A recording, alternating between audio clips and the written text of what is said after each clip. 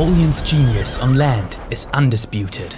More than 20 years, he dominated the European battlefields. From his first major victory at Toulon, to the famous battle at Marengo, or his masterpiece at Austerlitz. Even in 1815, before his final defeat at Waterloo, he was feared amongst his enemies. But every empire has a vulnerable flank. For Napoleon, that flank was the sea. While his armies conquered Europe, the oceans remained a battlefield he could never fully command. This is the story of a Royal Navy captain who struck at France and her allies with reckless audacity.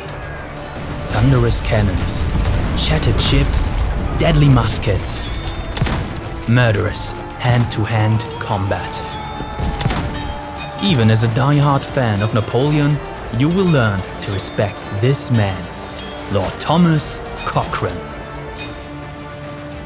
Join us on History Reloaded's new series on Napoleonic naval warfare as we follow one of history's most extraordinary figures and uncover the legendary fight of Her Majesty's brig Speedy versus the Spanish frigate El Gamo.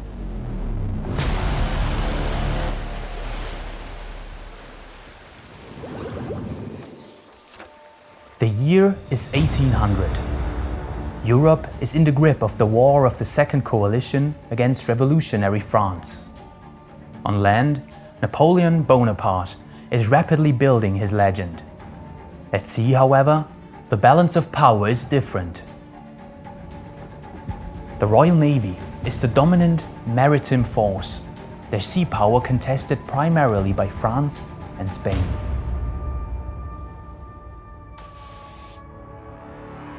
In 1798, the British under Admiral Horatio Nelson had shattered the French fleet at the Battle of the Nile, also known as the Battle of Abu Qir Bay, located near Alexandria, Egypt. There, the French Mediterranean fleet was completely wiped out.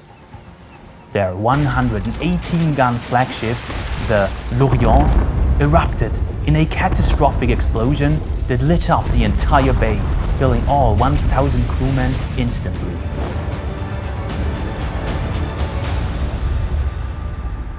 It was a decisive British triumph. Nevertheless, in 1800, the Mediterranean was still heavily contested.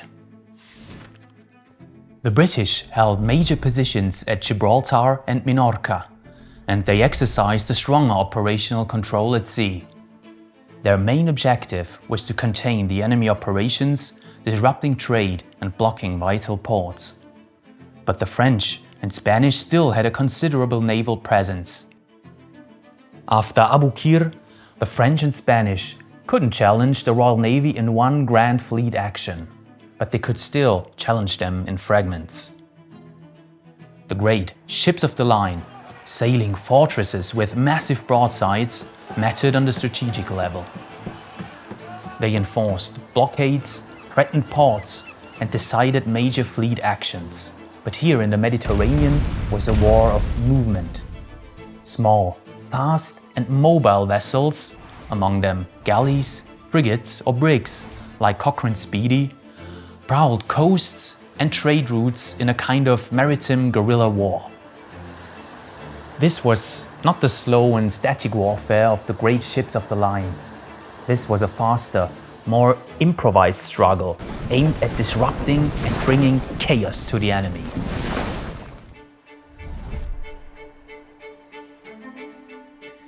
In the spring of 1800, the command of such a very small warship becomes the proving ground for a young Royal Navy officer, Lord Thomas Cochrane. He's only 25 years old, a Scottish aristocrat, aggressive, cunning, unconventional.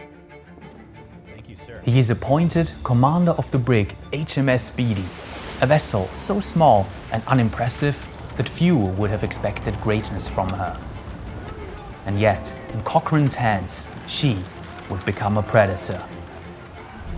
HMS Speedy was a two-masted warship with 25 meters from bow to stern, carrying only 14 cannons with a tiny 4-pound caliber. Cochrane jokingly complained, "I can carry one entire ship's broadside in the pockets of my coat." During the Napoleonic Wars, every European navy followed a similar rating system. First-rate warships being the biggest, carrying 700 to even 1,000 sailors and more than 100 guns on 3 gun decks, more artillery than some armies could field. On the lower end, the 6th rates, or frigates, carried about 30 guns on 1 deck. By contrast, Speedy doesn't even appear in that hierarchy, as she is an unrated vessel among the smallest combatants in British service. She could accommodate up to around 90 sailors, but in practice, her effective crew even stood lower. Tiny compared to a frigate's 200 to 300 men. But what she lacked in size, she made up for in mobility. Smaller than any rated warship, her advantages were speed and maneuverability. Cochrane remarked, "Despite her unformable character and the personal discomfort, I was very proud of my little vessel, caring nothing for her want of accommodation." On April 20th, Cochrane weighs anchor and takes the Speedy out of Port Mahon on Minorca. He would lose no time in building his reputation as a commander favored by fortune, using boldness, surprise, and deception to his advantage. However, without a doubt, Cochrane was motivated by a far more practical incentive than duty or zeal: prize money. In a little more than a year, he would capture 50 ships, 50 prizes. As a potential vessel was identified, a shot across the bow was often enough for it to surrender. A ship taken by force could also be lawfully taken a prize.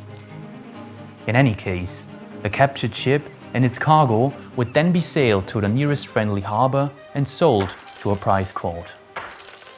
Prize money was no piracy and therefore a valid and lucrative business.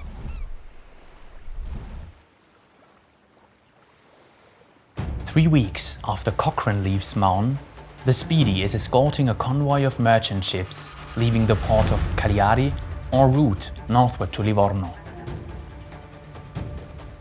At dawn, the crew of the Speedy sights a suspicious vessel with lateen rigging. 4:30 a.m. Discovered lateen-rigged vessel bearing southeast, standing at rear of convoy. 5 a.m. Observed stranger engaging one of the outer merchantmen. Made signal and gave chase to the southward. At the far end of the stretched convoy line, the intruder has slipped into position and begun attacking one of the outlying merchant vessels. Cochrane reacts immediately. He turns Speedy south to intercept. It turns out to be a French galley of 6 guns. Even the small Speedy would easily outgun this ship. The hard part is getting in range. A galley has oars, basically long paddles. Speedy depends entirely on wind, whereas the French galley with its oars can maneuver in calm or shifting air and harass the English brig at will. Even worse, the galley carries heavy 24-pounder guns mounted to fire forward or astern. Weapons of a caliber and firing range far greater than Speedy's own tiny 4-pounders. As Cochrane begins to slow maneuver toward the rear of the convoy, the merchantman has already been boarded and is making sail south. When Speedy finally catches up, the French galley is covering her prize's retreat. The engagement begins. Bringing his oars into effect, the Frenchman circles, probes, and keeps just enough distance to sting without being caught. It becomes a game of cat and mouse, the Speedy not being able to effectively fire at her enemy.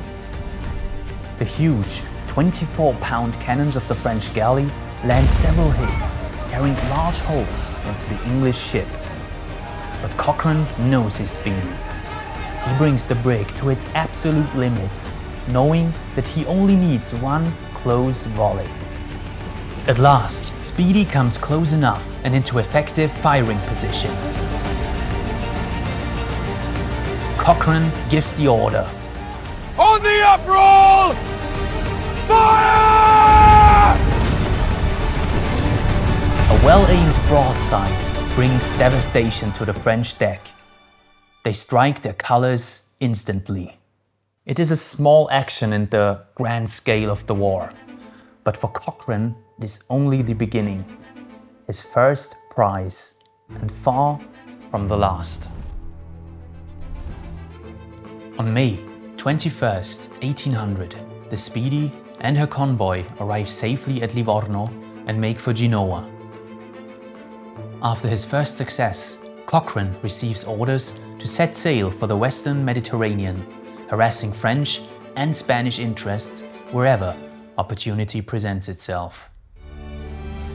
In the year between 1800 and May 1801, the Speedy and its crew captured dozens of prizes all across the western Mediterranean.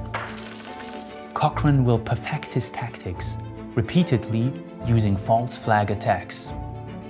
At several occasions, he had the Speedy disguised as a neutral ship, a Danish merchant for instance, which was a legitimate trick in these times. His Danish quartermaster played a key role in one of these deceptions. He would dress as captain of the Speedy while Cochrane hid next to him on deck. The ship's doctor remembered. We were approached by a French and a Spanish brig, both suspecting nothing. As they were getting close, they hailed, wishing to know what we wanted. The disguised quartermaster exclaimed in Danish, Quarantine! a word that needed little translation. In the last moment, Speedy let fly her English colors, and his lordship gave the order, exclaiming, It is you that I want! Fire! You see, Cochrane learns to use all the tricks up his sleeve to fill his pockets with prize money. Eventually, he becomes such a nuisance that the Spanish Admiralty send out ships ordered specifically with intercepting the troublesome Speedy. In May 1801, it is an action against such a Spanish ship that would make Cochrane famous beyond the Mediterranean and provide him with his legendary reputation. 6th of May, at daylight, discovered a strange sail to the southward. Light airs made sail to investigate. 7 a.m., still standing towards stranger. Breeze light, ship making little way. It will turn out to be the Spanish Shebeck frigate El Gamo, a far superior enemy of 32 12 and 8-pounder guns and a crew of 319 men. A vastly superior adversary capable of sending the Speedy to the bottom of the sea in a matter of minutes. All common sense points to the same conclusion. Speedy should avoid battle at all cost. Any ordinary captain seeing such odds would likely have broken off at once. But Cochrane was not ordinary. What he saw on the horizon was not only a prize, it was his path to glory. Instead of retreating, he decides to continue to sail towards the enemy, and the command is given. We shall beat to quarters!